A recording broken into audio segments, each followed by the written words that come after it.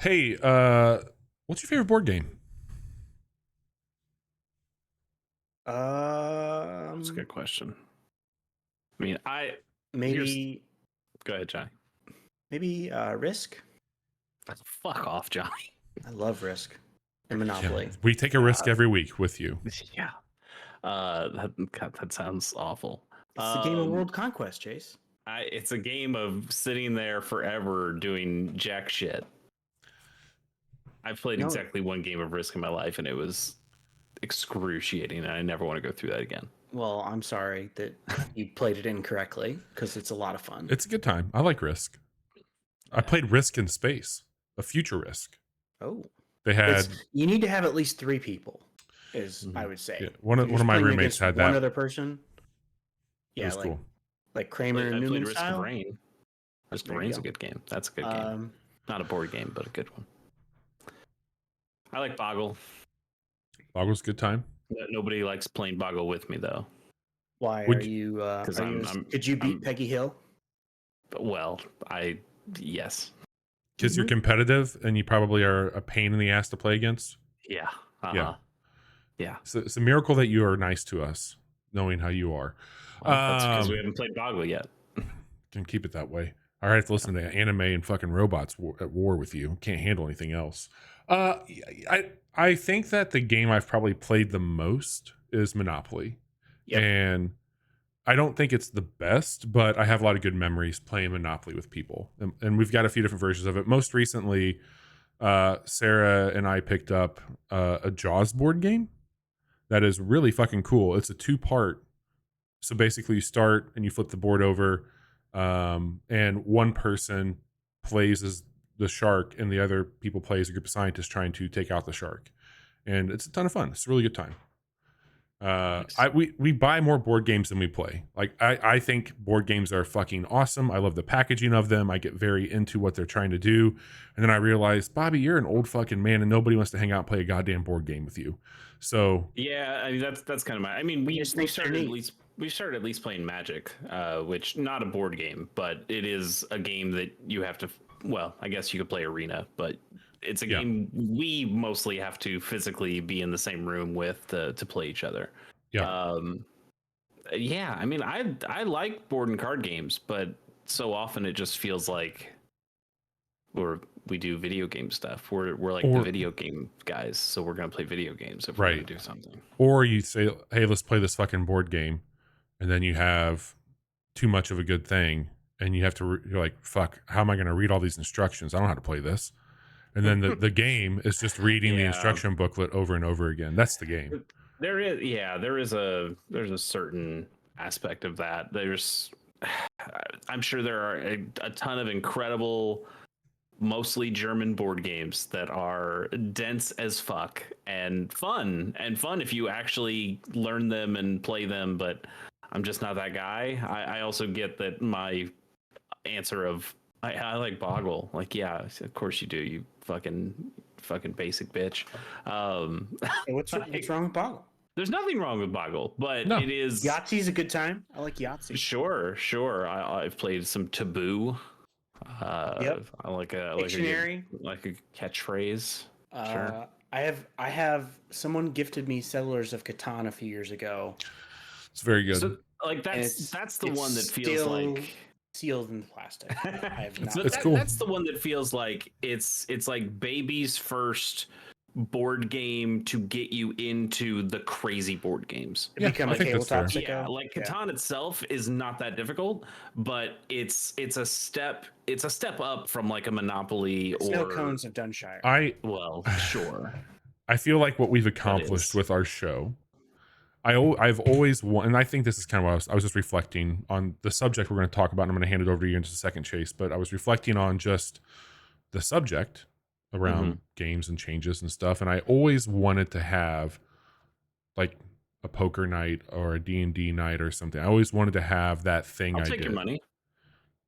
Not in poker, you won't. But I do feel like I've patched that hole with this show, and I have the thing I do, and this is my thing. This is my poker night. At the same time, I kind of wish I had a poker night. Oh, apparently Johnny does. So fucking ask him. He'll take you once a month. All right. This is the official. Wait, hang on. Before you do that, a follow-up question to that.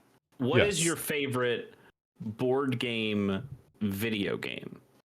Board game adaptation into a video game? The best one I've man. played. I have not played a lot of it. I'd like to play more of this. Wingspan. I think Wingspan is a really fucking good one of those. I think that's a fine answer, but I believe that was a video game. Well, this is my answer. I know, but I think it was a video game that then got adapted to the other way card game, around, right? Other Was way it? around. Mm-hmm. Okay. I way thought around. they were like they built it in a way that it was hey, it's a video game, but we could I'll double check. I'm pretty sure and they actually did make it into board game. Because my brother studies birds, and I got him that. Yeah. But yeah, Wingspan is probably what I would pick. Does Triple Triad from Final Fantasy VIII count? No. Talking about actual board games that have got adaptations into video games. I don't know. Okay. I haven't played that many of them. I mean, for me, it is the Sega Genesis specifically version of Monopoly. I like its sound effects. I like you see they kind of do like a profile view of the board to show your piece on it, and you can see like background stuff. So if there's a hotel in that space, you see a big hotel in the background. I don't know. I really like Sega Genesis Monopoly. I think it was a board game first. Was it okay? Yep. I'll give you that. I haven't played this one yet. Other way around. I don't know if you were asking which way, but it looks very fucking cool, and I'm very curious. But there's a Deep Rock Galactic board game that looks awesome. There's also a Horizon Forbidden West one, or Horizon Zero Dawn, that looks really cool. Nice. All right, hey, I'm Bobby. I'm going to hand this over to Chase. He is going to run it tonight. Chase. That is Chase, and Johnny is here. We're the Casual Hour. Chase, the stage has been set. Yes, it's night 2 of the double dive. The B-side. Our back to back deep dives. Last week we talked about what's up with Xbox, or what was up with Xbox, because we just had that big Phil Spencer interview on Kind of Funny, and we decided to take a look at that. But as we were taking a look at that, and this is something I was already thinking about before, because Waypoint was in the news recently of a site that was being shuttered. Vice's having some problems, and those problems ended up meaning Waypoint had to go away, or is going to go away here in early June. They got one last month to kind of be like a zombie website, and then watching the Kind of Funny thing and thinking, okay, this is like one of the more popular sites or networks of content of video game journalism out there, which, if you heard last week, I was not very pleased with. Not hard hitting. Wow, that's journalism. Shocking. I know. Not my thing, but apparently it's a lot of people's thing. So that led me to just wonder, what is this kind of state of video game journalism right now in 2023? What do we use the sites that we use for? What are we looking to get out? Do we care about reviews anymore? We've gone through a number of eras where it felt like the review score was the only thing that mattered, and then we've gone through an era where it felt like people were trying to get away from it, and now we're in some kind of weird medium where Phil keeps talking about how much he thought he was going to get 80s and he got 60s instead, and I just felt weird about that because I thought we moved past it. There's a lot of discussion points here, so I have a list of prompts that I would like us to talk about. But first, I thought I'd kind of set the stage and tell you a little bit of history. Now, Bobby, would you like to get into that, or would you like to say pump the brakes and let's fucking talk about some Zelda? Yeah, let's do what we normally do and talk about the games and then get to the deep dive. Yeah, let's talk about Zelda. That's what we're here to do, right? It's pretty good. Zelda's pretty good. All right, moving on. My friend is telling you to stop what you're doing right now. He's saying, stop it. Stop. Yeah. We've got Tears of the Kingdom out here. Him and 37 of his little amiibo friends that you have. Oh, these little chiclets? Yes. Tears of the Kingdom's here. We've got a quick look that all of us are on, which is great. And I think to kick this discussion off, I'm going to quote Johnny, who sent me a message today, and I will exactly tell you what he said. He said, when was the last time a game has had its hooks this deep in all three of the casual crew? And I listed a few video games here, which we're not going to talk about. But I said, I think we all like these games quite a bit, but nothing has quite felt like Tears of the Kingdom to me. And I think this might be, I mean, you guys just fucking played Fire Emblem Engaged a little bit more. Maybe we could have gotten there. Advance Wars, it was right there. We all bought it. Yeah, we've all, I mean, but like, honestly, most of the games that we've all enjoyed, I think I had how many on here from Nintendo? 1, 2, 3, 4. 4 games listed that were Nintendo exclusives. Turns out Nintendo knows how to make a video game. All They do. products. I think what I was more going for, because like I like Fire Emblem Engage. I like Advance Wars. Those are both fantastic like one of video those. games. What I mean is, like, when I turn my Switch on, there is a more than good chance that one or both of you are also playing Zelda, and it feels like, I don't know, the last time, and like successive days in a row. Like, you know, it hasn't been out for a full week yet, but Yeah. like, I mean, especially in this first week, it feels like an anomaly to see people on my Switch list playing anything else. Like, I saw a friend who was playing Animal Crossing, and I went, "What the fuck is wrong with you? yeah, what are you like? What are you doing?" make better choices? I'm very I saw one person surprised. playing Breath of the Wild, and I was like, "Oh, that's so cute. That's kind of sweet, actually." I'll ask this question. I asked Johnny this last night when we were hanging out. Do you think that you could enjoy Breath of the Wild still after playing Tears of the Kingdom? I mean, I guess so, because they're having that complete different set of powers. I think does change the way you view the game and view the world. And while I think Tears of the Kingdom is certainly an upgrade, I don't think it's necessarily a replacement. I think it's a companion. I could see the reasoning of somebody going back and playing more Breath of the Wild too. I don't know if that's going to be me, but I could see somebody doing it. I just feel like, so I had a difficult time.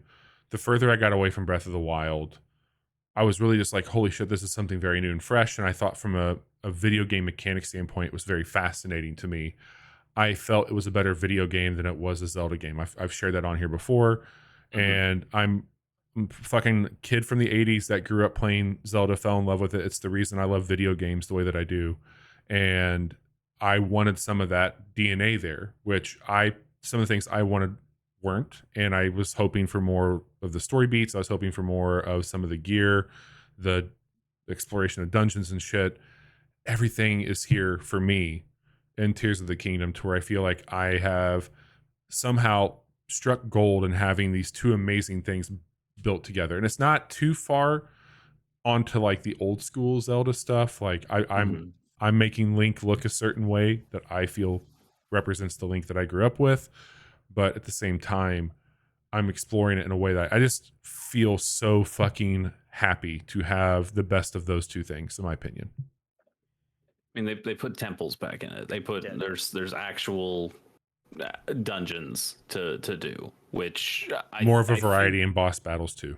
Yeah, which I think goes relatively far. Even though I'll say personally, I think the 2 temples that I have gone through so far have been the weakest part of the game. The boss fights at the end have been fantastic. The trek to getting to both of those has been awesome, but going through the actual temple stuff itself, I thought, this is all right, I guess. But it's not as fun as just exploring the world, and it's not as fun as the Wind Temple, which is the first one they kind of push you to go to from a story perspective. So that's the one I ended up doing first. That is just one of the coolest times getting there. Of really all is. the stuff you have to do. I mean, it's called the Wind Temple. It's going to deal with air. It's going to deal with sky stuff. So it's almost like a Celeste kind of level of exploring the sky ruins to go from place to place to place to get to this temple, and it's just really cool. There's some things that are happening here also that, again, when you went to a temple, you knew that you were going to get to do puzzles. You knew you were going to have a boss fight. You knew you're going to get a heart, and you knew you're going to get a new piece of equipment. Those things always happened. And these, because the world is kind of your environment and you have all the different weapons and shields that you're moving through in the armor, those don't feel as unique. I mean, they're still fun to open in chests, and they've done some really cool stuff to make that more special in Tears of the Kingdom. But when you go into these temples, much like Breath of the Wild, there's abilities that kind of tie into it. Now, I think that when I played Breath of the Wild and you did the 2 or the 4 beast, and you got, you know, Daruth's protection, you got the Rivali's Gale, like those things were cool. But what's up? Rivali's Gale was always my favorite. Oh yeah, it's awesome. I never even visited the Ruto village in Breath of the Wild. Never got But there. what they've done here is they've captured, in my opinion, the essence of what those, like what the boomerang would have done in a way with the hook shot. Like I see like little Tulin's ability getting you across that gap that you just couldn't make with, in the hook shot would help you out with it. You know, those are things that I feel the essence of some of these abilities are there. And there's some really cool stuff with that is more meaningful. I also feel that I appreciate Hyrule, because like Johnny, you would talk on our show and offline about like this romance you had with Hyrule from Breath of the Wild, and you talked at length about just getting lost in it. And I was always a bit jealous because I never fell in love with Hyrule the way that you did. And I think that Chase, when we did the quick look, you talked about tedium and how they've made it fun, but it was still there. And when I felt like Hyrule was really worth exploring, it's like, well, fuck, I only have one stamina ring. I got to climb up this mountain. It's raining. It's going to be a pain in the ass. I'm just not going to fucking do it. I'll do it later and I'll move on. Now they've given me these cheat codes with abilities to basically say like, oh, you can just get up there. Or, hey, there's cave down here. Find this spot, ascend through this spot, and you'll get where you need to go. It is like this limited debug menu of options for you. It's like all these developer tools that just show up. In fact, some of them were developer tools from what we were told. But this idea that you can just have, and you have to find them in the world, but there are these capsules of all these little tools that, you know, alone don't seem like anything. Oh, here's a wheel, here's a cart, right. Here's a thing that shoots fire. But like not like fire, like you're not doing like a big fireball, it just sprays. It's like a flamethrower. Yeah. But when you can combine enough pieces together, like a very simple one is there's a balloon, there's a flame emitter, and there's a cart. And okay, so I put my cart down, I put my balloon on top of it, and then I put the fire emitter in the basket and shoot it straight up at the balloon. So now you basically just have a hot air balloon. It goes up for a while. It does have a battery to it. And then there are even extra batteries that you can throw on as another tool.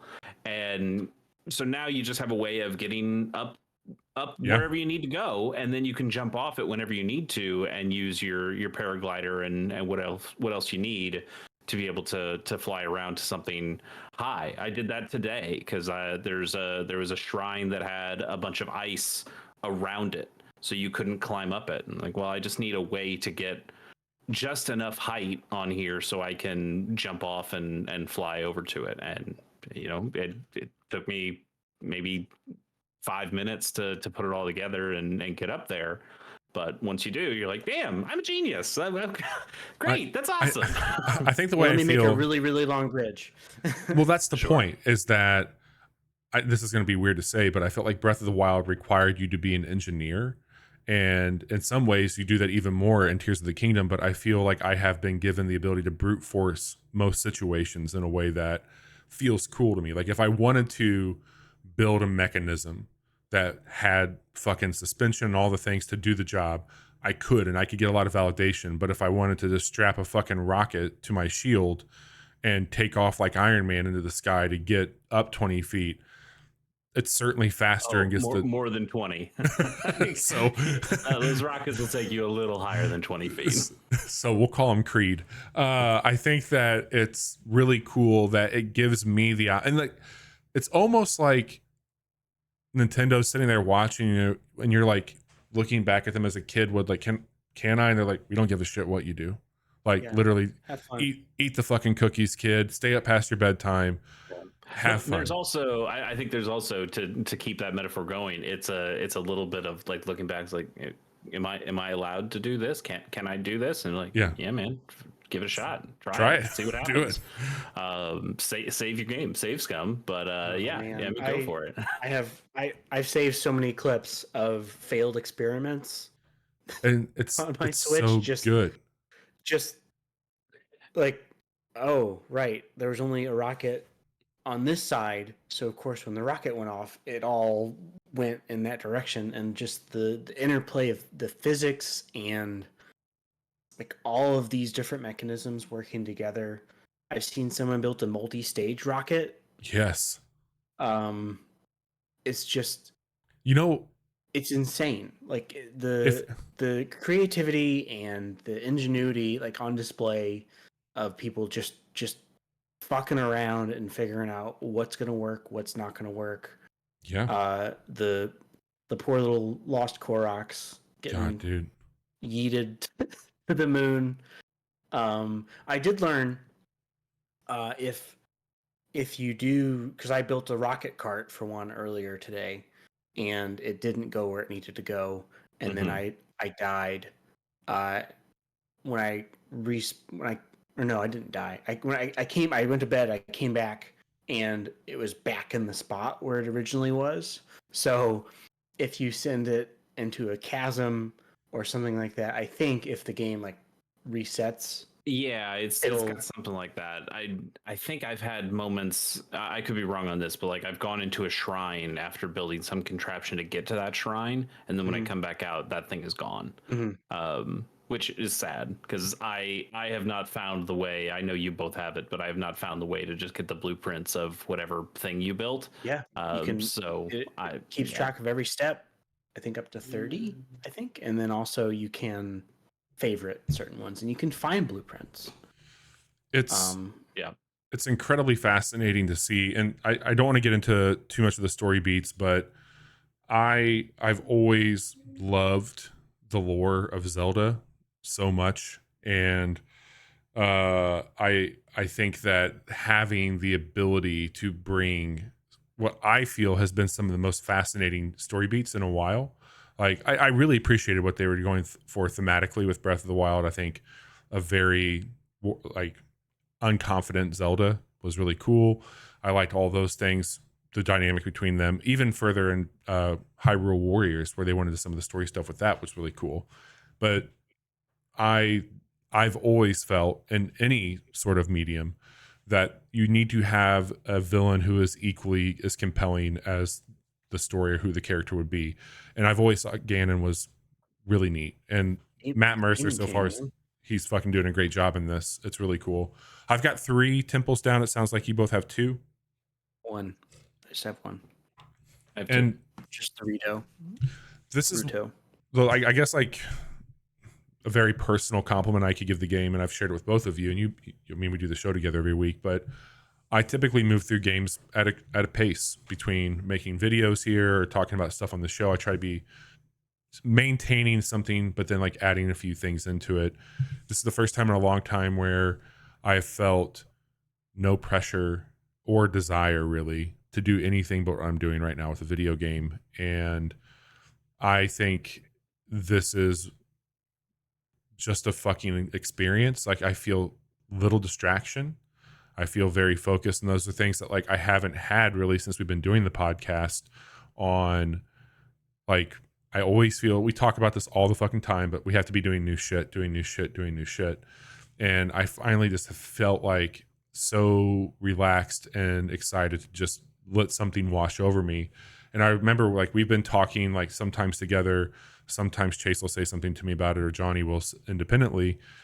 And I'm thinking to myself, fuck, I should get down to the depths, or I should do what Johnny's doing.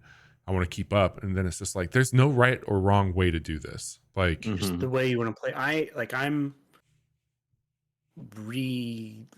like not retreading. I'm basically going through the same motions I did when I played Breath of the Wild, where I'm far less concerned with like what's going on. Like I'm still doing quests and stuff as they come to me if it's like, quick, but like for the most part, I'm just running around finding cool shit, and that has been yeah, extremely rewarding. Or like just building things to try and get to, like, okay, well, how the hell am I supposed to get to this Sky Island? Maybe if I, put 10 batteries on this thing, yeah.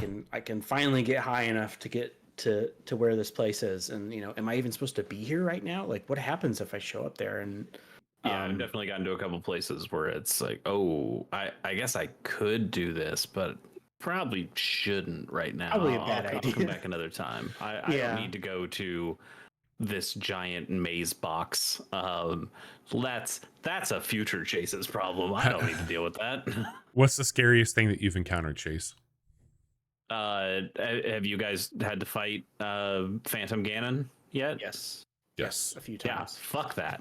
Yeah. The first one I found was in a cave where I was just like doing normal regular shit and like, oh yeah, this is fine. I'm just trying to find one of those frogs that gives you the gem. Yeah. And I'm trying to get to a quick thing here, and then what are like these red hands that are all just kind of hanging out? I'm like, oh, that's weird. And then they absolutely fuck you up. Yeah. And you're like, oh, okay. Well, fuck you. I'll fight you. I've got 30 bomb flowers here. I'll just shoot a bunch of bombs at you. So you kill them all, and you're like, all right, yeah, get fucked. And then they go, no. You are the one who is fucked. Yes. Because fucking Phantom Ganon comes out and he hits really hard. I just now have enough hearts where I can take one full hit from him. He's a real motherfucker. He's a bastard. I did kill him once, and got a really cool sword out of it that I have now combined with like the flux construct thing. Yeah. So it's like a 61 power weapon. I'm like, all right. I don't think I'll ever use this weapon, but it's always going to be in my inventory if I really need to do the big damage. I went out of a sky tower at night, which is the name of a book. Never go off a sky tower at night. Sure. And I'll tell you why. Because you're having a very peaceful saunder about down to the surface, and all of a sudden the screen flashes Frost Gleeok, and I'm like, what? Fuck. Ooh, yeah, fuck me. One of those. Yep. And I like look down, and it's literally coming up at me as I'm floating. I'm like, you're fucking it. You're done. You're done. Yeah. And I had like at the time maybe 4 hearts. Like at all. Like I was very. You were grossly underprepared for I that. was. Yes, that was a moment where I was like, there's nowhere I can go. The Ralph Wiggum chuckling. I'm in danger. Mm-hmm. That's what happened. It was very good. Also, Gleeoks are cool. Yeah. Here's a question for you, or maybe not a question, maybe just a comment. Sorry,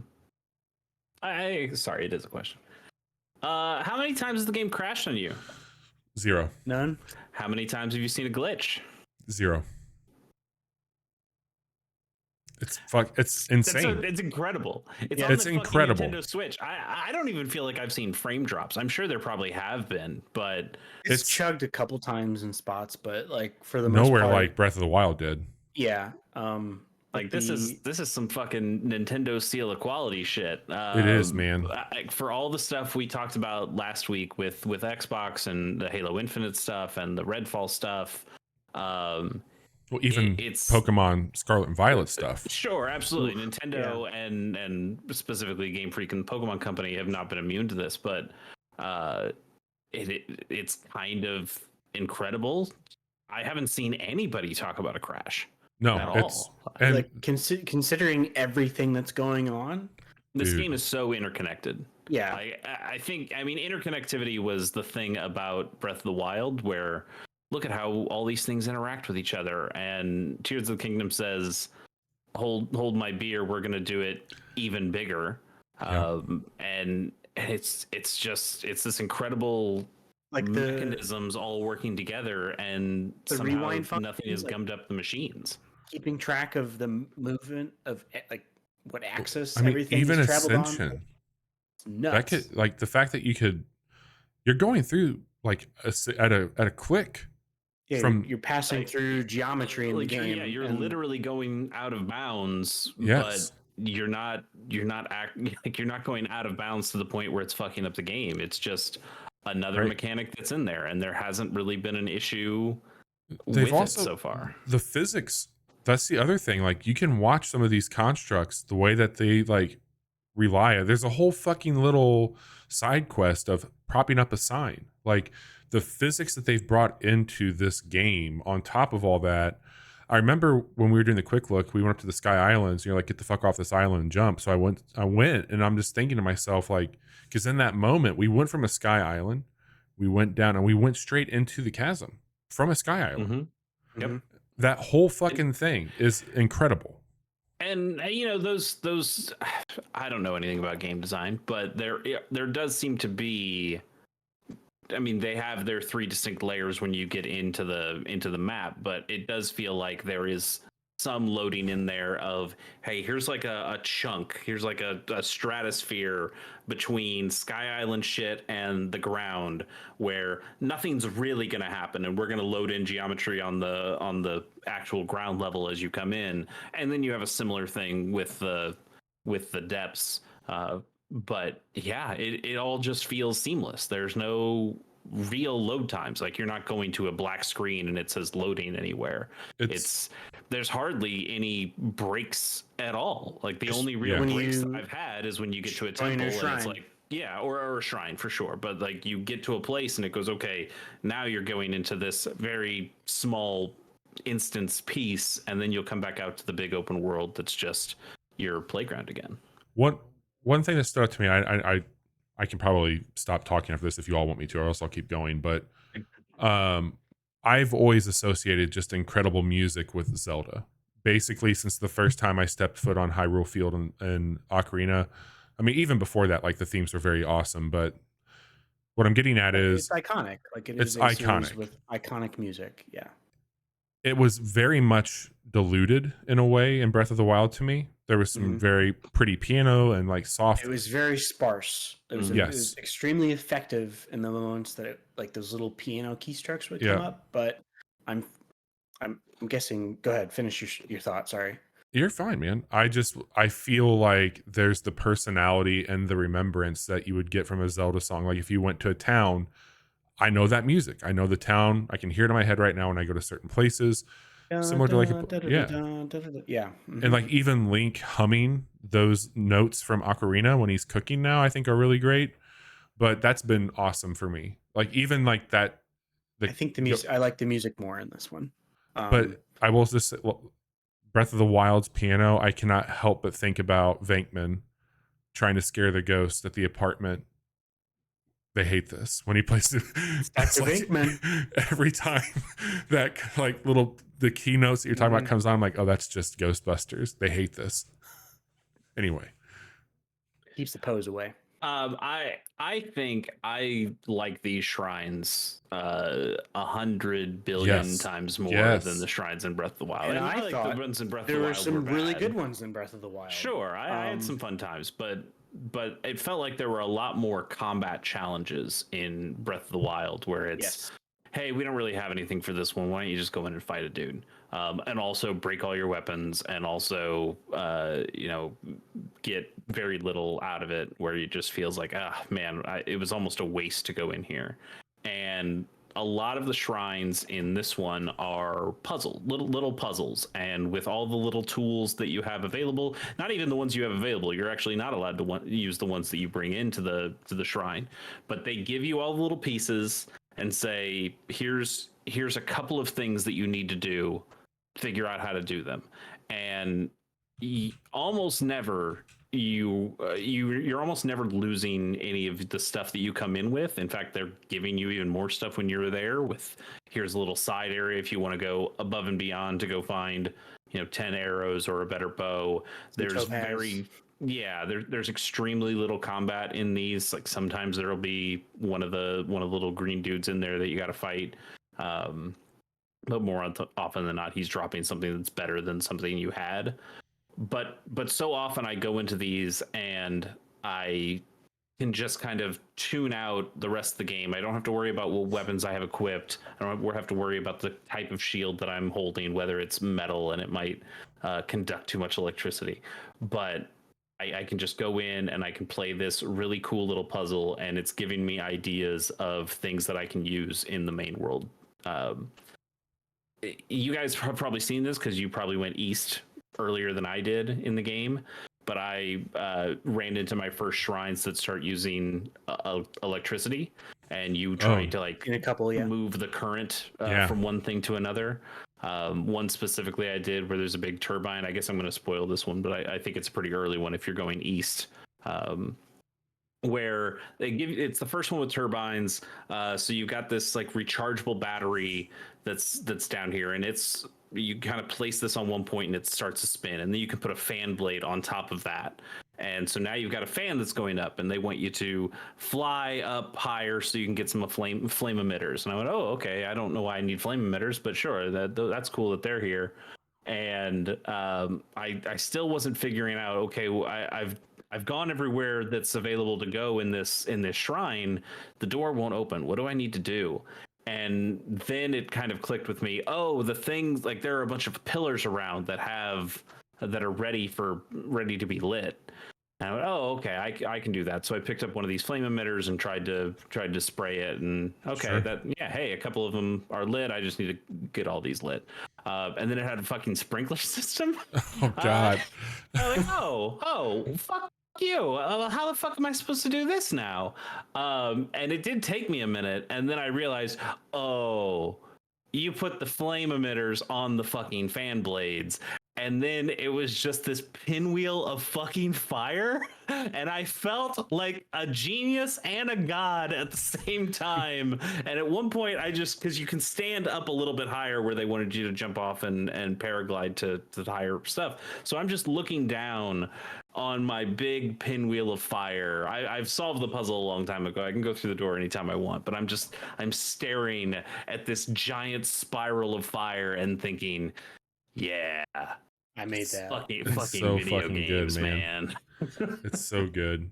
And so now I just need to find fan blades in the real world so I can make a pinwheel of fire and murder everybody. Yes, you can.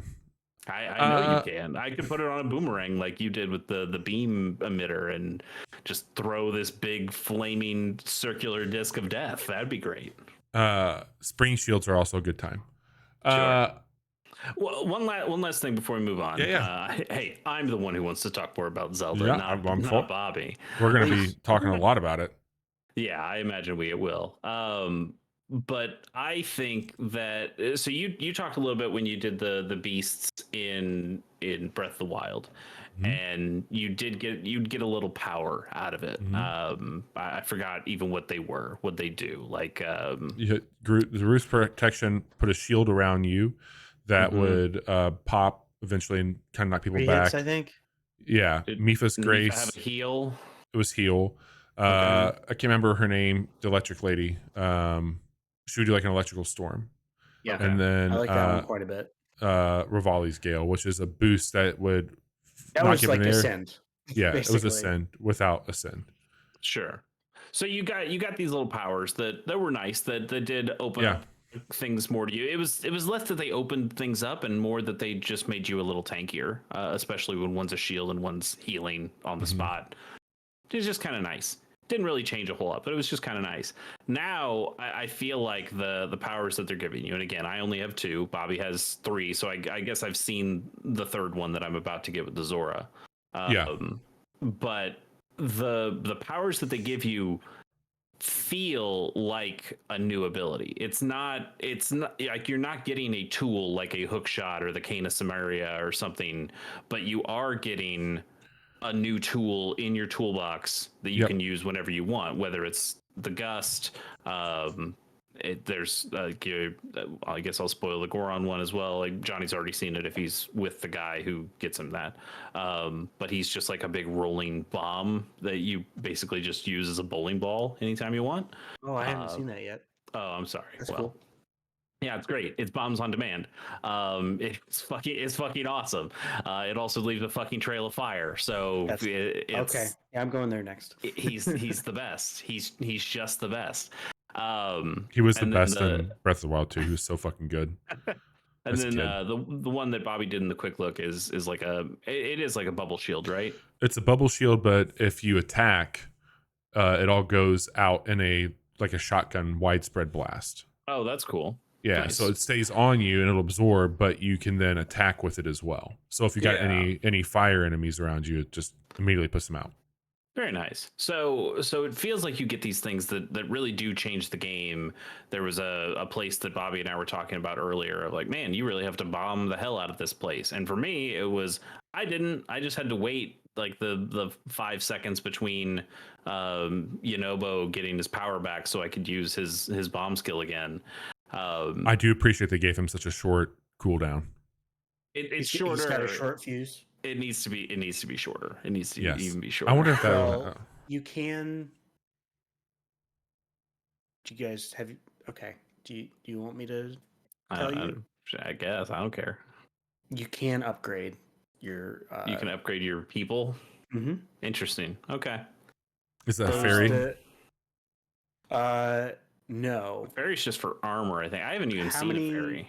How many you know the thing you get when you kill a flux construct? Yeah. Yeah. If you get 4 of those, when you pray at a statue, you can upgrade one of your abilities. That's cool.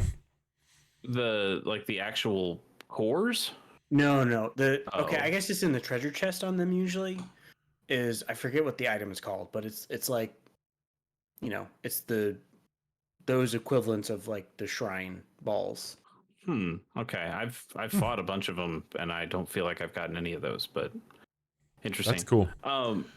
So I think they really changed the way that you play the game, or at least make things easier for you. It's less just, hey, you're healthier now or you're tankier now, and it's more here's yet another tool in your toolbox to be able to play around and explore the world better.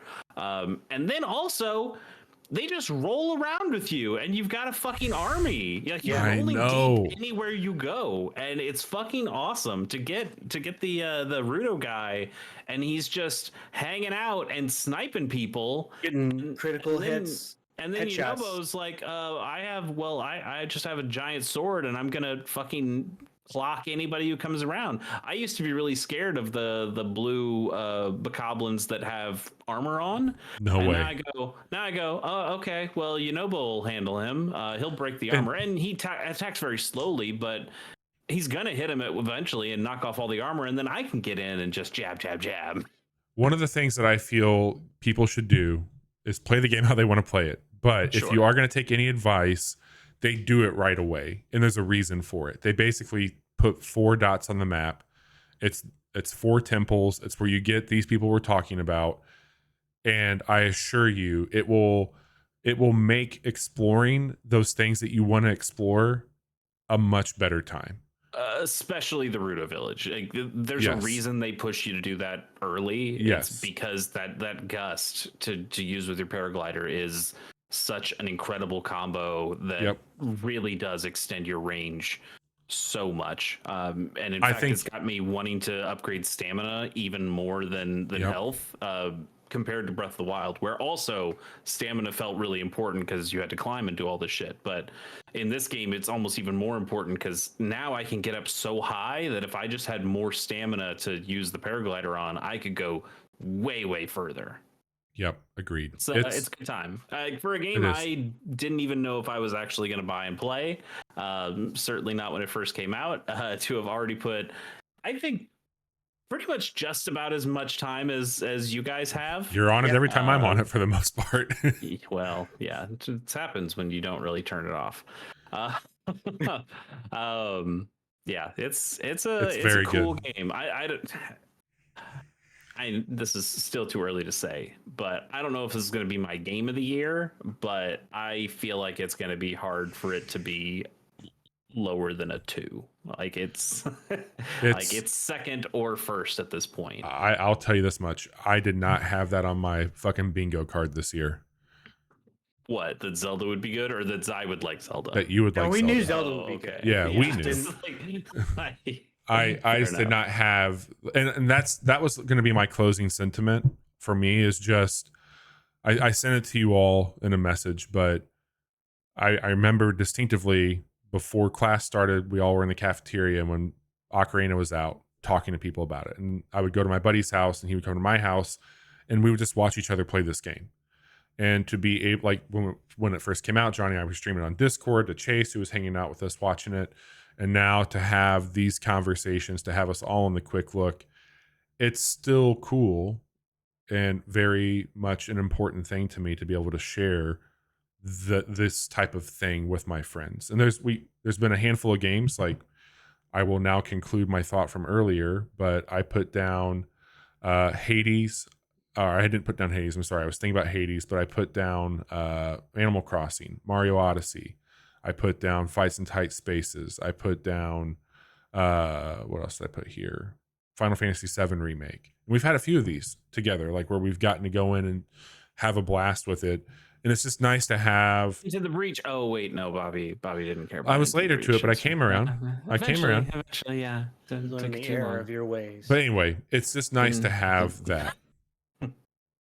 Yes, I agree. It's been cool talking with you guys about it. In fact, like I know you said you're not playing with time pressure, and I'm trying not to either. But the only pressure that I felt so far is I want to find something different than you guys have found. Like that's one of the reasons I went to the Gorons so early, because in the quick look you had Rudo and Zora already, and I was like, well, I don't want to go to Zora then, because I don't want to just see something that Bobby's seen. I want to go out and explore a little something on my own. So I can say, hey, dude, when you get to the Fire Temple, there's a thing.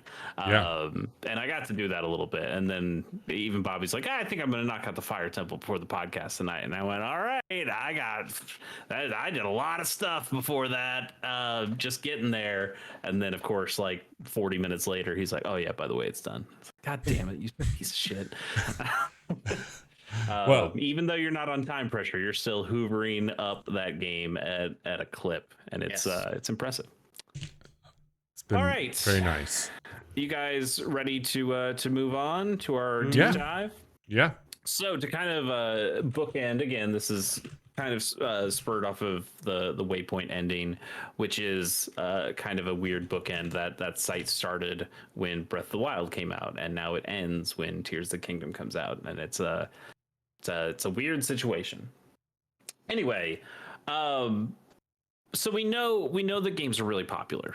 For sure, there's this mass popularity. Games are making money hand over fist. There's always those stats going around of the biggest movie that came out this year. Well, the video games did 20 times more, and it's like, yeah, they also cost 20 times more, but that's beside the point, I guess. But they're a multi-billion-dollar industry, and like other multi-billion-dollar industries, you'd expect that there would be some journalism around it, and there is, and there was. Maybe there was more before. And it just feels weird to have a lot of consolidation happening. There's been a lot of layoffs. We've talked about layoffs at game developers too, because they're certainly not immune to this. But it feels like the video game coverage industry, whether that's actual news or reviews or critical stuff or what have you, that there is certainly a contracting that is going on. For sure. And it means a lot of really talented people are losing their jobs, which sucks. So let's start with a brief history lesson, and then I can get into these questions for you. So there was a time game coverage kind of started out more as these zines that you'd see. Like, it was real grassroots underground stuff. really small batch publication things, all for love of the game. Like you think about the story of Game Freak, the makers of Pokemon, that they started out, Satoshi Tajiri, I believe, started out by just making a magazine called Game Freak. And the magazine became popular enough, and they were getting more things that they started building a game with the team that they had, and then Pokemon came and everything changed. But that's what it was like for a lot of places, not only in Japan but in the U.S. and in Europe too. You had all these really small batch publications, and then you got bigger publications. Then we moved into the era of like real grown up. Well, grown up is maybe too strong a word, but much bigger magazines for sure. Like your EGMs. Yes, your Game Informers, your Electronic Gaming Monthlies, Nintendo Power, Game Pro, Tips and Tricks, Edge, PC Gamer, way more than that. But very few of them are still around today. There's Game Informers around, but that's because they're kind of the shambling corpse of GameStop when they got purchased. IGN's a video game website. Sorry, that's the next thing. EGM came back for a bit and then died again, which was sad. PC Gamer still exists, but I doubt they have an actual printed. I don't think there is a printed one. Publication. Yeah, I think that might just be a website at this point. I believe Famitsu is still going on in Japan. Did Edge end? I know like Edge went into this. Edge is still around because I just read something before we started that Tears of the Kingdom is the first game to get a perfect score from Edge and Famitsu. I believe it. Damn. I believe it. Yeah, I know Edge, at least as a website, is still one around. of the older ones. I don't know. They were like a really boutique magazine thing where you went to Barnes and Noble and it's like, why does this magazine cost $15? And it's because it's made with really good paper and it comes from Europe and they have unions or whatever over there. So I guess it's better. So then kind of overlapping with that magazine era, we had the websites, and you saw a lot of these magazines would make their own websites. Game Informer has a pretty bustling website. EGM had oneup.com that they had as their kind of website arm. Yeah, definitely. But mainly there were a lot of new online publications going on around this time as too. You had GameSpot, IGN, Kotaku, Joystick, Eurogamer, and again, there's billions more. Well, maybe not billions, but there are way more. But those were just some of the bigger ones, and it felt like this was bringing over some of that similar magazine coverage, but now it is a little bit more immediate. I remember you hear Jeff Gersman talk sometimes about the old days where, you know, at GameSpot they had not GameSpot, sorry.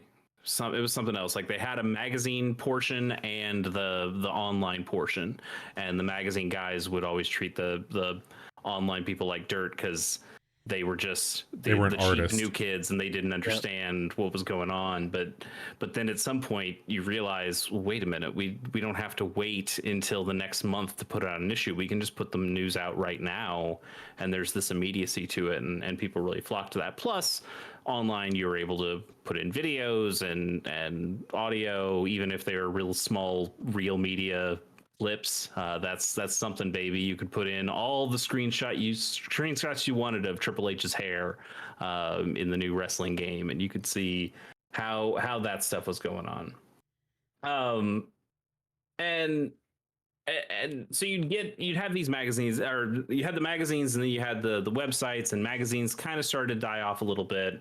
And then it gets a little bit more complicated because also you kind of had the TV G4 era that was somewhere in this kind of early website days too. You had your X Plays, your Hack the Show, sure. They like do all the content that played on the GameStop TV while you're waiting to check out. Yeah, I think they do. Are they do now or not now? I don't know. There was a time where a lot of G4 stuff was going on. I think they might have had specific GameStop coverage of things too. I remember going into GameStops and seeing like GameStop branded videos that they would also show, and maybe there were some people from the G4 days who are now doing that. But I know they've also done some G4 partnerships as well.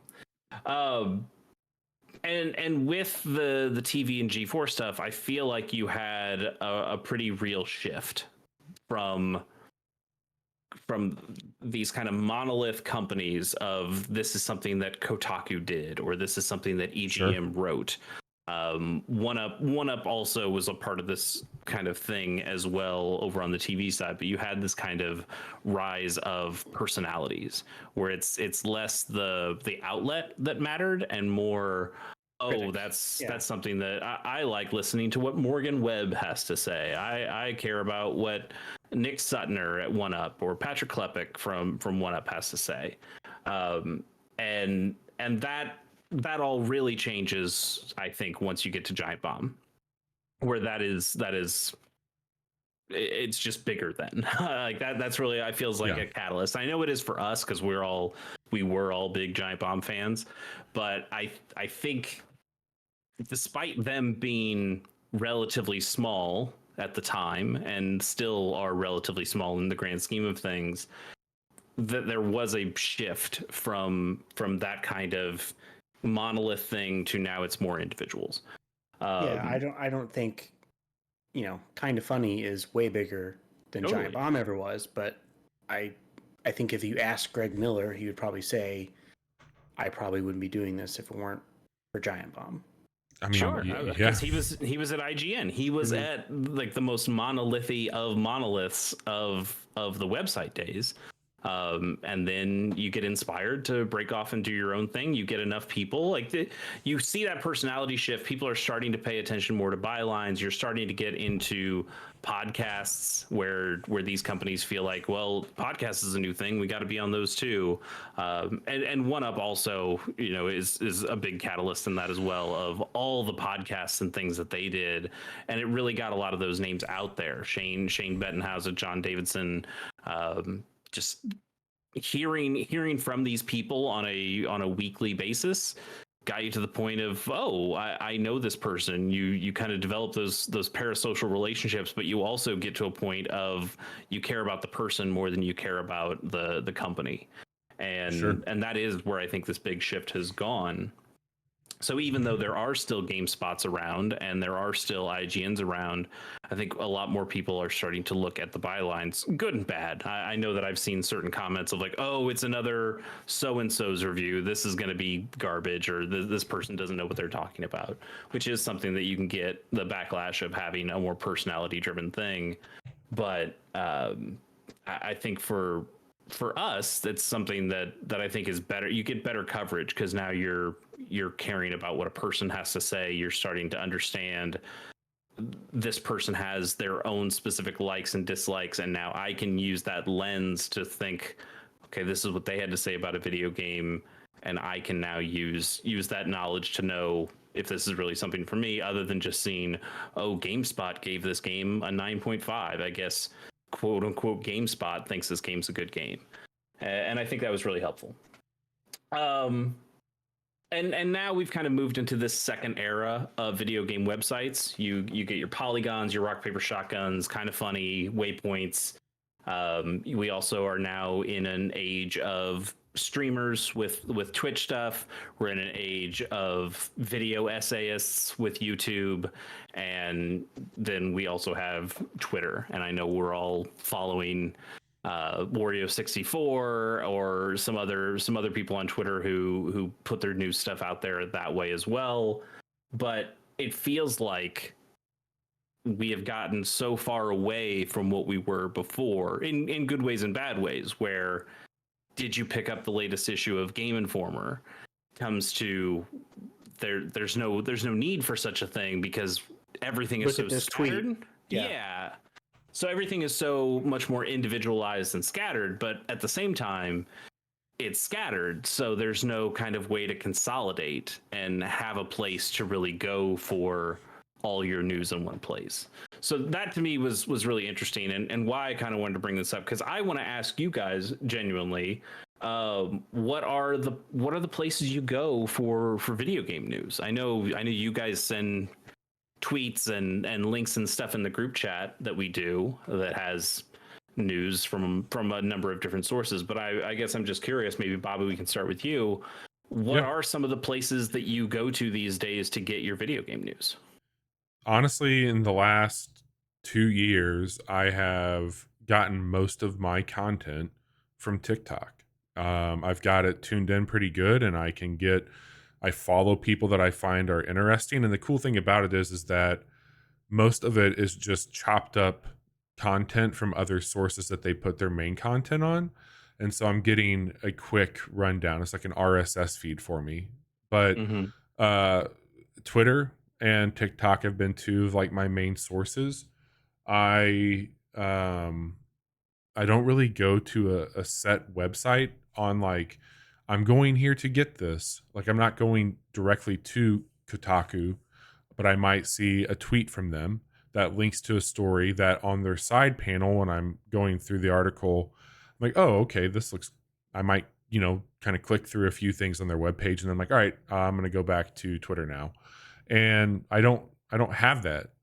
For a while, I did RSS feeds. I used Pocket back in the early like 2010 era, where I would save articles and do read later stuff. Tumblr, I followed some Tumblrs back then, but honestly, I have moved away from everything but just like kind of TikTok and Twitter for that stuff. You're a So when Zoomer. you have TikTok and Twitter, are you following accounts that are known for specific things? Like, do you have like so for me, I follow some YouTube channels that are specifically about Destiny, and I follow some YouTube channels that are specifically about Fire Emblem, and maybe they'll talk about some other turn-based strategy stuff too, but they're like a Fire Emblem YouTuber.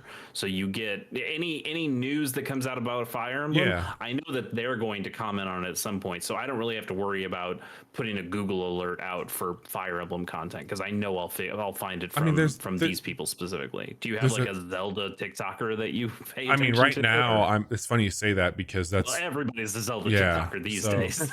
I haven't found like a new one there, but I wouldn't say I found a person who's like my Fire Emblem or my Destiny guy, but I found somebody who their format and their approach, like every one of their videos follows this formatting that I like quite a bit, and I've seen them now. They've done a lot. I found them during my stint with Sons of the Forest because they were doing really cool exploration stuff and talking about build, and they've done it with other things. There's another streamer that I like him because he is focusing on showing modded versions of games, and I like that quite a bit. It's like, hey, I'm going to play Red Dead Redemption. Hopefully not Nintendo stuff. Not Nintendo, but he'll be like, hey, I've got all these mods loaded into Red Dead Redemption. This is really really dumb, and he does like the whole voiceover stuff with it. But no, like quite frankly, I have the For You page on TikTok that is constantly giving me people's like either Twitch gameplay or a podcast clip or a YouTube clip or Well, that's some interesting because with TikTok, the big thing they're known for is the algorithm. So even if you're yeah. not consciously saying, "Oh, I'm looking for X, Y, Z out of the content that I'm looking for," TikTok's like, "Hey, this guy likes a lot of fucking Zelda videos. Maybe we'll just feed him more fucking Zelda videos. He seems to keep eating Totally. them." Totally. So I He think is. that's He's a been hungry boy. a hungry boy for it. That's been it for me. I guess I should say that like my true I am a Nextlander guy, and I Mhm. listen to them every week. I go to their Patreon. I try and tune into their streams when I can. If I had to say there's one voice I listen to the most, it would be the Nextlander crew. Nice, Johnny. How about Yeah. you? Where are you going for your video Uh, game news these days? I I still check the games subreddit daily. Oh, you're one of those dirtbags. Mm-hmm.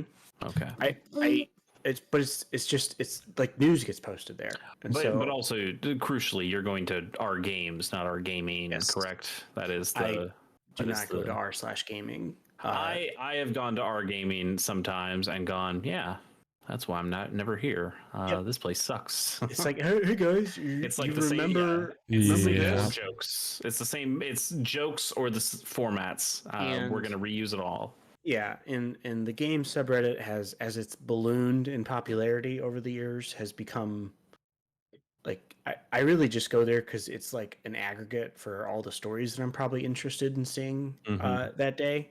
I usually check Polygon once a day. I'll go to GameSpot like once a week. But a lot of it is Twitter.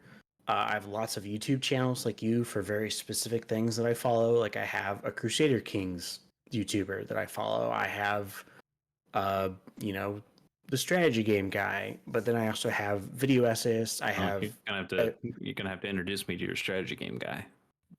It's actually it's a friend of mine. Oh, never mind. I don't care about your real he's friends. got a pretty decent following.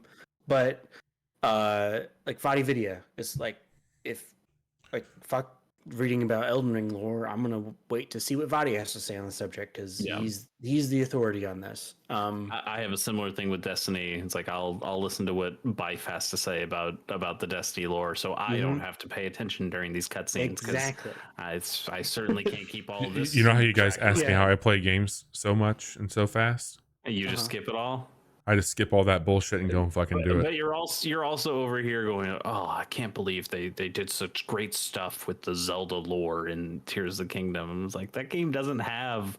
It absolutely does. It absolutely does. You just go from one place to another. It's like absolutely say got anything. the most lore callbacks that a Zelda game's had in a long time. I'm sure, but that's the lowest of bars. Yeah. It's amazing you don't like Dark Souls because the lore is just as obtuse. Dark Souls is obtuse. But there's so much more. There's so much more obtuseness in Dark Souls. Not that it's more obtuse. It's just that there is a higher quantity of obtuse shit. That's true. That's fair. To the very low quantity, but still extremely obtuse stuff in Zelda. Yeah. And then like Bobby, I have the Nextlander guys. I listen to their podcasts. I check out their streams when I can. But yeah, it's a hodgepodge. I'm kind of all over the place, and it's just also my mood. Like sometimes I just want to watch like an hour-long video about a video game. Sure. Sometimes I don't. I think my favorite like reviewer right now is probably Skill Up on YouTube, and he has a weekly like news roundup he does that I usually watch every week. Yeah, I mean, my problem with news roundup things, and I guess this is my problem with bigger productions in general, is that for the most part, you're really only going to get that very surface level stuff, which is why I want to follow specific YouTubers and voices when it comes to the specific kinds of games I'm looking for, because IGN is not going to cover. Well, they are now because Fire Emblem's fucking huge, but there was a time where Fire Emblem, we're not going to fucking talk about that. That's not a game we care about. They'd probably give it a 7. Honestly, yeah, probably. Yeah, that fucking video. Yeah, I mean, for me, you mentioned Polygon. I go to Polygon. This isn't really a trick like it was before, but I went to polygon.com/news, which was a feed that they don't.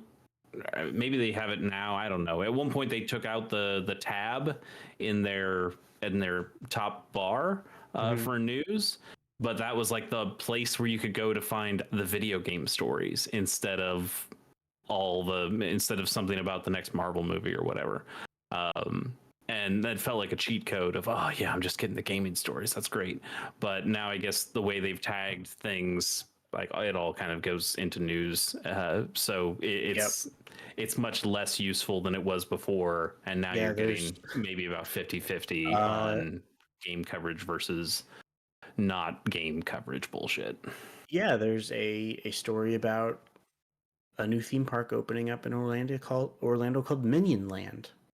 Oh my god! So Yeah, and that's Oh, one of the real bummer things is that it feels like all these sites cannot sustain just talking about Yeah, games. They to get your clicks, you got to do the Screen Rant shit when you're talking about Marvel movies. You got to talk about anything that could tangentially kind of be about games. It's here are these new Pokemon themed shoes. I was like, sure, whatever, but like tell me about the fucking game, please. And when you have a video game website that is 50-50 on video game stuff and not video game stuff, I feel like that's an issue. And that's a real bummer. Um, Unlike you guys, I don't feel like I have a podcast anymore. It was the Giant Bombcast for a very long time, yep. and then when everybody left from that, I tried doing some other things. I was a big Waypoint fan when Austin Walker was on it. I was still and still am a Waypoint fan. I'll listen to those shows, but that has a clock on it right now, so it's not going to last much longer. And to me, I just don't have a group of people that I've been able to gel with that I want to hear on a weekly basis talk about video games. And maybe You that's should not listen to our something. podcast every Friday. Yes, absolutely. You know what? I should just listen to this podcast again and go, man, that Chase Koenigke, he's got some great ideas.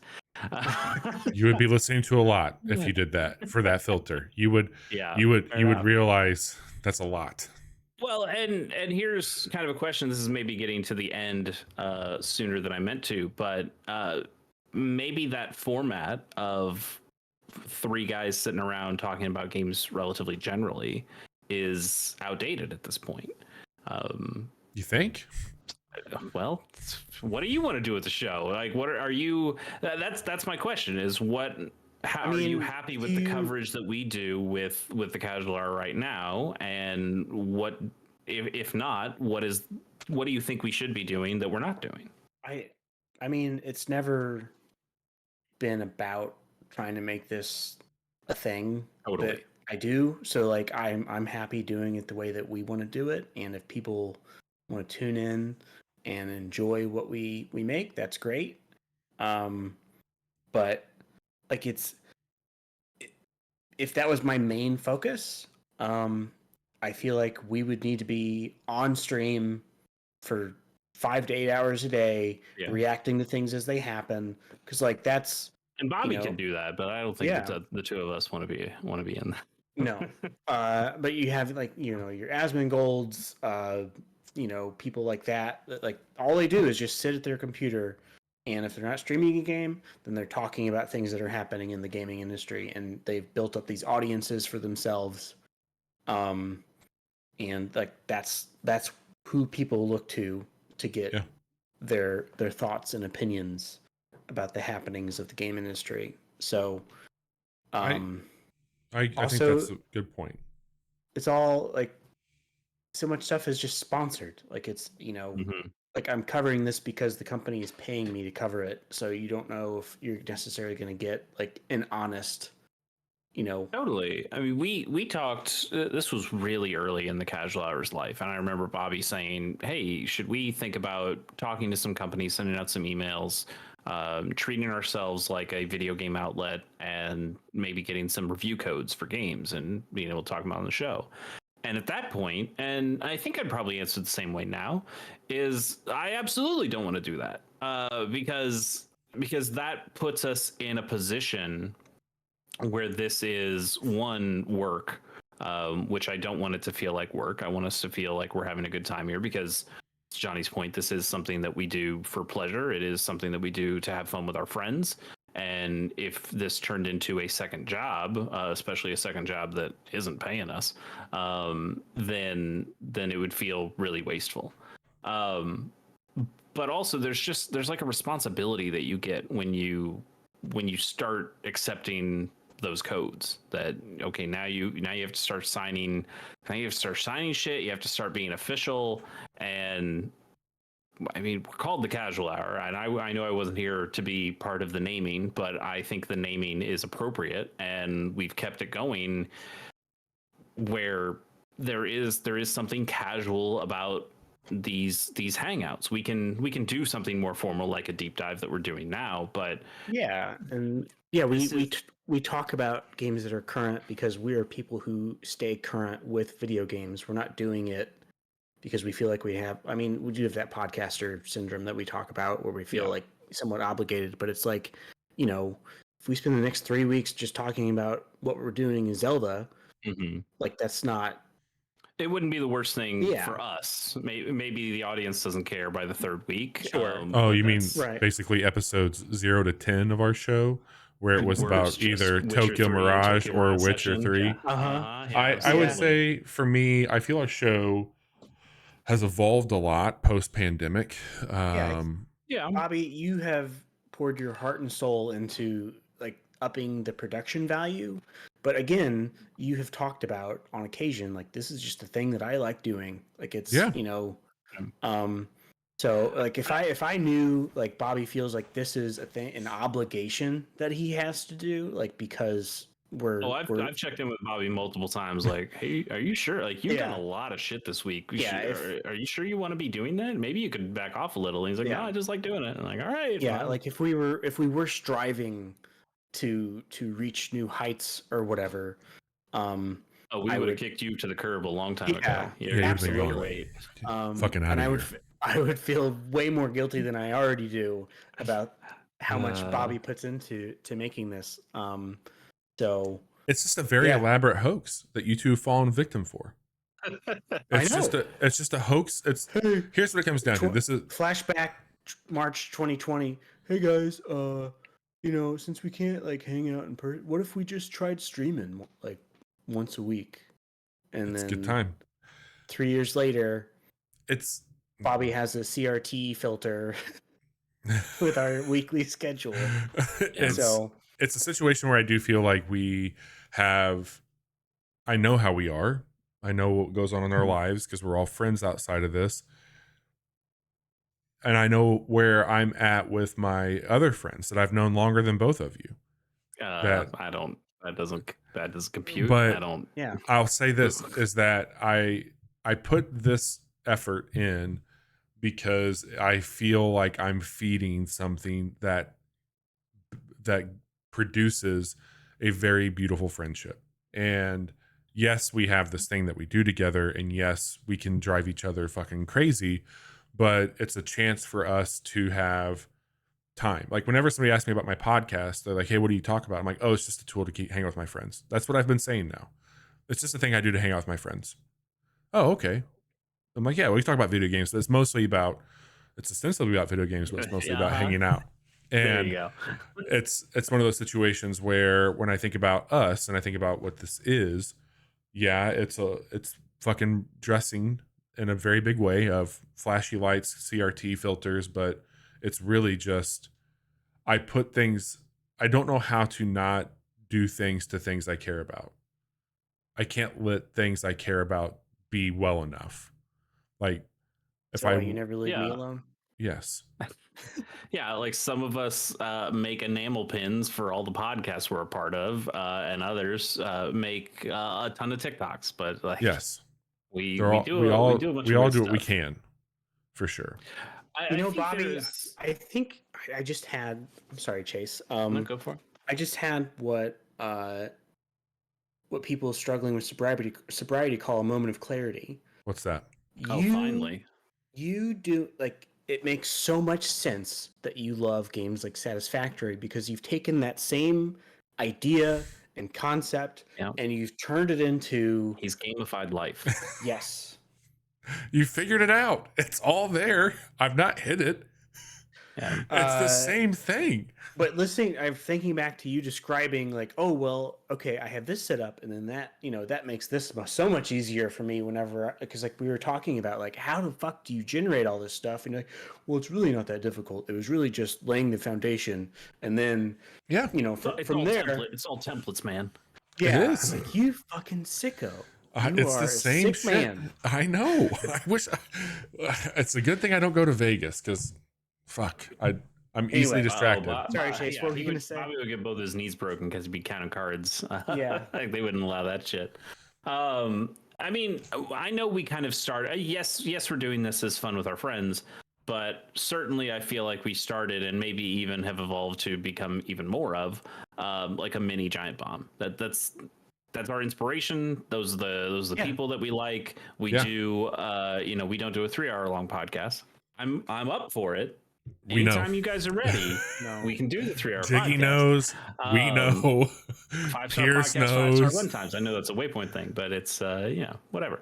But now we started doing these quick looks, which we did just completely steal the name from Giant Bomb. But again, they're not using it. I mean, I know they're using it, but are they really using it? Who's there? Who matters? I don't even know what's going on over there anymore. I feel I'm happy for Jeff Grubb. I like Jeff Grubb. I'm happy that I like Jan. He's with that team, but also I feel bad that the team he's with is not the team that matters anymore. It's so that's weird. A bummer. That's just a bummer, man. Anyway, that's kind of where I was going. Maybe just last thing here, shout out like a couple of places that you really like that you think don't get represented enough, that you think other people should check out, even if it's just us or the small audience we've been able to gather. Who are some people that we can use our platform to say, hey, you should check these guys out, they're doing some cool stuff? A few really quick. One local, so we're Midwestern boys. Fantasy Shop here in St. Louis is a really cool spot. You should check them out. It's a neat thing. They do a lot of gaming focused things. They've got books, etc. I'd like to also shout out our friends over at the Short Game Podcast. I think that they have an evergreen concept, and they were, in a lot of ways, we knew that we worked with the dudes that made that podcast. They were answering a lot of questions early on for me about how to get going. And so I've always will think about the short game when I think about us. And then I don't want to like steal this from you, Chase, so if you want to take it, but I think Zach Fleeman's one of the most interesting dudes making content out there. Like, I think it's not making enough content. That's the problem. But when he does, it's cool. It's cool shit. It's so fucking He's cool. Got great ideas. He does. He is, and we've had him on the show before, and I've just always just enjoyed his presence so much, and I enjoy watching him do what he does. I don't want to ever do what he does with some of the speed runs and fucking weird Mario shit, but I really like what he does. And like, even the way that he engineers his streams, that guy is very, very good at what he does. Yeah, I know he's stopped. He doesn't do much in the way of recorded content anymore. He is streaming Mario Kaizo stuff, which is great. I love watching that stuff too. But I really liked a lot of his little projects that he would do. He did one called Save Your Coins. Is that what it was? Save Your Coins. Yes, thank you for saying that, because I almost called it Spare Coins. Yeah. Save Your Coins was that, where it was just playing these either free or extremely cheap games on Steam, and just kind of seeing what they're about. And I got to be on an episode of that one time, and you just ran into some of these games like, damn, this is actually pretty good, and that's kind of cool. It's cool that people are making weird free games, and it's something that I don't know if it was directly inspired by him, but it certainly had to take some kind of rubbing off where I've been talking about these itch games these last handful of weeks, and there is something of like, hey, there's so many cool games out there, and most of them don't even cost you any money. You can be feasting with zero money with video games. You will be just fine. You don't need to pay for shit, and you also don't need to play free to play garbage. You can just play cool little free games and have a great time, because there's still so many out there. But yeah, his Spare Coins was something that I really enjoyed, and I'm sad he doesn't do it anymore. He should totally do it more. I agree. Johnny, how about you? What are some guys and gals you'd like to shout out? It's mostly YouTubers. J-Rose. J-Rose, yeah. J-Rose 11 on YouTube does those Pokemon not speed, like challenge runs. Yeah. That's been I love watching that stuff. He does good work. Like he slowed down at one point when like took some a mental health break, which totally all for. And it got me trying to watch some other people do it. And when you watch other people, you realize they just don't do it like J Rose does, man. It's true. It's like There's it's like something you're about missing him. out. Like He's I watch another guy called that's Scott's Thoughts, and to his credit, he does things way more in depth. He doesn't just do one run. He does like 5 runs with the same monster, and then he'll also do like, oh, we're pitting Ponyta against Growlithe, so he does 10 because he has to do 5 with one and 5 with the other, and he's doing all this average stuff, and he's like got it down more to a science. It's just not as fun to watch. I just want to watch J Rose. He does it better. I don't know. does it good. And then lastly, my friend Party Elite on YouTube does strategy tactics type games, and he's up to almost 230,000 subscribers. Very nice. Very nice. That's my boy Abhishek. Nice. I've got a couple that I'll throw out. One, I mean, they're not huge, but they're certainly way bigger than us. They've got a Patreon that makes some money. Abnormal Mapping. I think those two, Em and Jackson, do incredible work. They've got a ton of different shows that they do. I've signed up for to the highest tier of their Patreon, so I can hear all the stuff that they do. They don't really do news stuff, so I'm still like, that's not a place where I'm going to go and learn about the latest stuff. But they do a game club every month.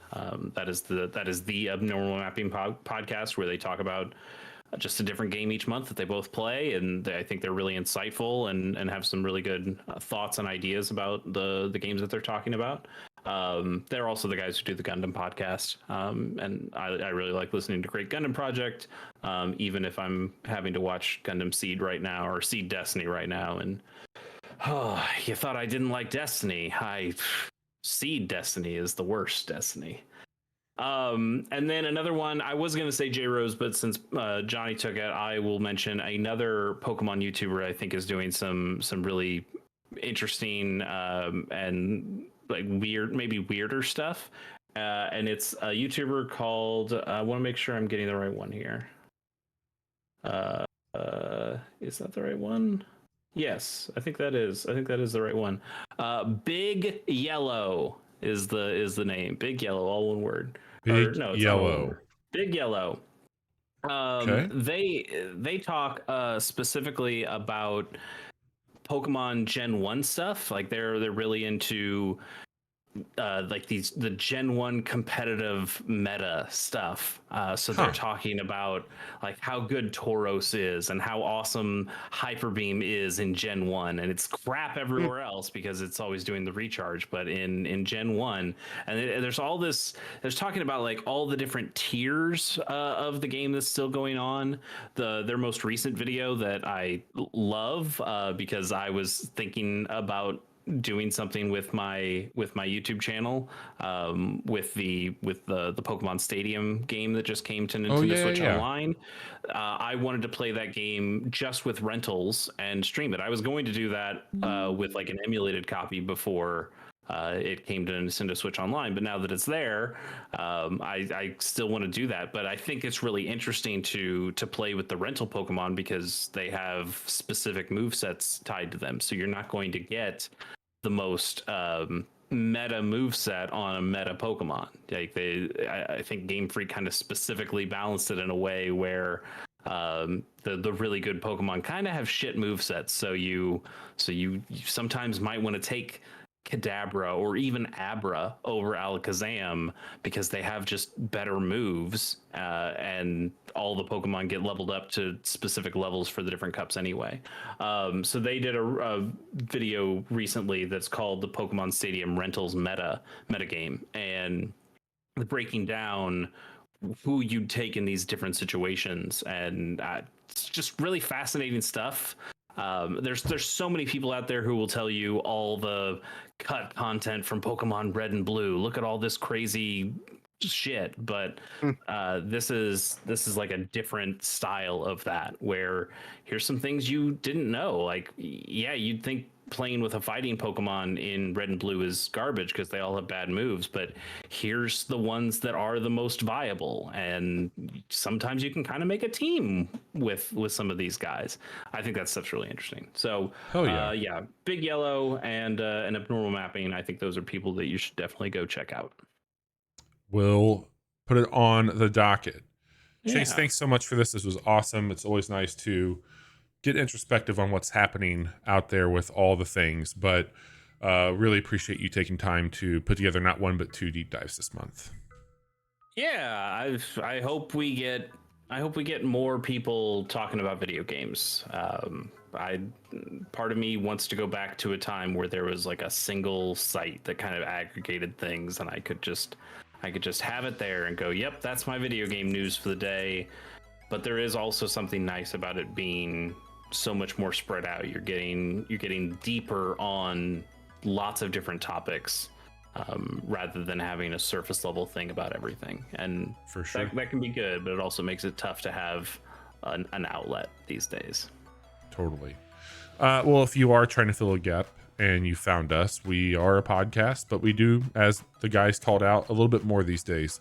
And you can see all that right here on this fancy end screen. We had a casual Monday where we played tape to tape.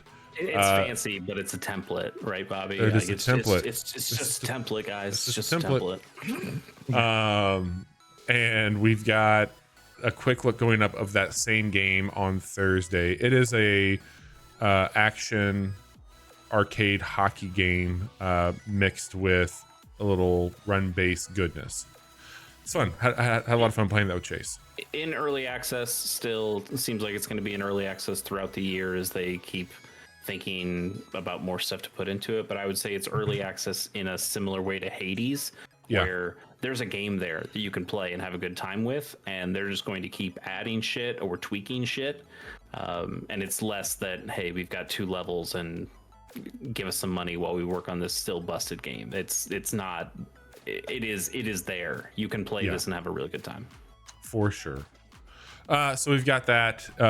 We talked a lot about Zelda tonight, Tears of the Kingdom. We've got a quick look up right now. You can see a little bit more of that in action. And then I'm going to stream that by myself this Friday. Johnny's going to be out. And then next Friday, we're not going to have a stream. So I will hop on and build some shit, hopefully, with you all on Friday night for some Tears of the Kingdom. If you want to follow along with those things, you can do so by going there. And if you want to follow along with Chase and all his stuff, you can go there. And Chase, what is all your stuff? I'll shout out Pilot Program one more time. We have a relatively new episode out, episode 10. We good friend of the show, Pierce Corshane, and I do this podcast where we talk about the first episodes of every television show ever made. 10th episode we've done is on Sailor Moon, which was our first anime podcast, and it was a good time. I ended up liking that show even more than I thought I would, and looking forward to watching more of that. Our next episode is going to be on The Shield, and that'll be interesting. That's a show I think I only watched in FX trailers, commercials when I was watching other FX shows. Oh, sure. So I don't know much of anything other than he's a bad cop. But yeah, that'll be cool. You can find that at shows.pilotprogram.com. No, that's not right. It's acast.com. No, it's I don't fucking know. It's Click the out link there. Tree. It's in the link tree. Shows.acast.com/pilotprogram. That's the one. Nice. Oof. Yeah, easy for me to say. Well, that is going to do it for us, y'all. It was a ton of fun. Chase, thanks again. Appreciate you. And we will be back on Friday night with Tears of the Kingdom. Take care.